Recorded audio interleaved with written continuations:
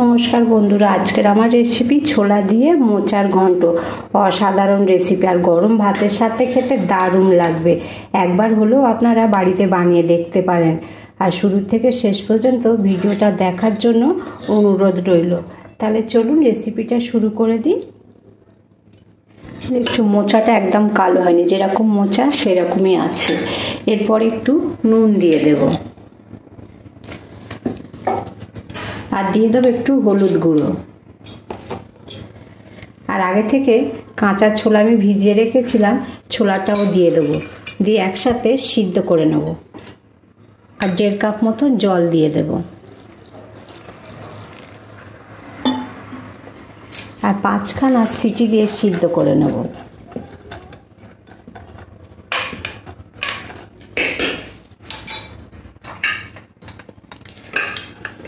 পরে একটা আমি মশলা বানিয়ে নেব। একটু আদা, একটা কাঁচা লঙ্কা, 2টো শুকনো লঙ্কা, আর তার সাথে নিয়ে নেব জিরে। এ সমস্ত কিছু ভালো করে মিহি করে একটা পেস্ট বানিয়ে নেব। কড়ার মধ্যে আগে থেকে তেলটা দিয়ে দিয়েছি, আর তেলটা খুব ভালো করে গরম করে নিতে হবে।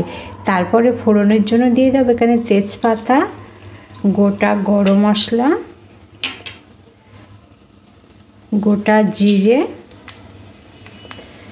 ফোড়ন দিয়ে খুব সুন্দর একটা গন্ধ বার হয়ে আসলে দিয়ে দেবো এখানে যে মশলাটা বানিয়েছিলাম, সেই মশলাটা দিয়ে দেব।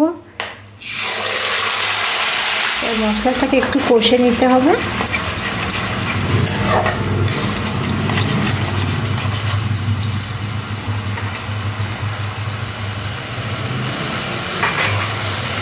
মশলাটা কষতে কষতে একটু দিয়ে দেবো নারকেল কোড়া, অল্প একটু দিয়ে দিলাম। অল্প একটু নুন দেবো, কেন মোচাটা সিদ্ধ করার সময় আমি তখন নুন দিয়ে সিদ্ধ করেছিলাম, নুনটা বুঝে দিতে হবে।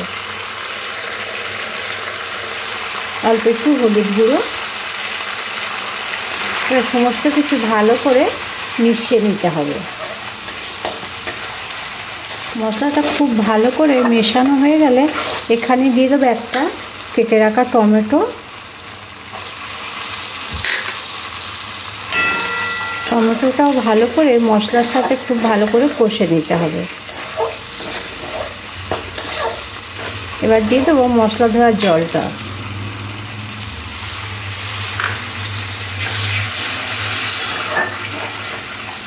টমেটোটা অনেকটা নরম হয়ে যাচ্ছে। এরপরে দিয়ে দেবো এখানে কেটে রাখা একটা আলু। এখানে আমি একটা আলু এরকম ডুমো ডুমো করে কেটে নিয়েছি। এবার মশলার মধ্যে দিয়ে একটু ভালো করে আলুটাকে একটু কষে নেব। আলুটা মশলার সাথে খুব ভালো করে কষা হয়ে গেছে। এরপরে দিয়ে দেবো মোচা, সিদ্ধ করে রাখা মোচাটা। মোচাটাও খুব ভালো করে মশলার সাথে কষে নেবো, আর একটু শুকনো শুকনো করে নেব।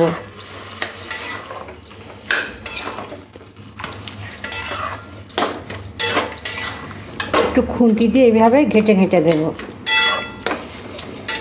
মোচাটা খুব ভালো সিদ্ধ হয়ে গেছে। এরপর একটু আমি চিনি দিয়ে দেবো। মোচাটা একটু মিষ্টি মিষ্টি হলে খেতে ভালো লাগবে।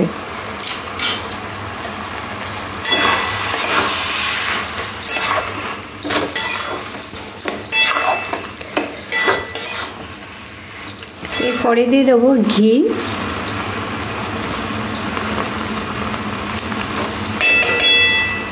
আর তার সাথে সাথে দিয়ে দেবো গরম মশলার গুঁড়ো। সম্পূর্ণ নিরামিষ মোচার ঘন্টটা বানিয়ে নিলাম, খুব সহজভাবে বানিয়ে নিলাম। একদম সহজ রেসিপি, আর খেতেও খুব ভালো হয়। আশা করছি এই রেসিপিটা আপনাদের সবার খুব পছন্দ হবে। আর পছন্দ হলে প্রত্যেকবারের মতো আমার সাথে থাকবেন, আর আমার চ্যানেলটিকে সাবস্ক্রাইব করবেন। তাহলে আজকের মতো এখানেই শেষ করলাম। সবাই ভালো থাকবেন, সুস্থ থাকবেন।